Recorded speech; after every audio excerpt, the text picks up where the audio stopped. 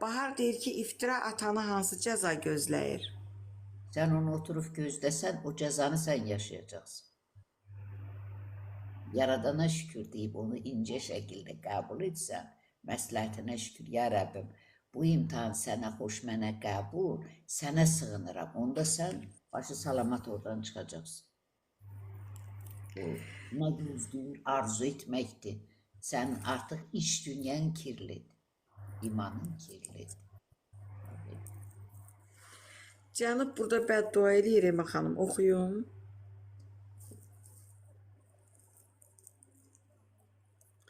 TikTok çıxardan deyir, Allah evini yıxsın, siz ilahiyyatçısınız. Cənub, sən onda burada nə gəzirsən? TikTok pisdirsə, sən burada nə gəzirsən? Hə? Səni bura yönəldənə şükür olsun. Amma evini yıxsın dedinsə, özünün evini yıxdın da. Heç kimə getmir bu. Çünki bəddua sənin ağzından çıxır. Anladın mı?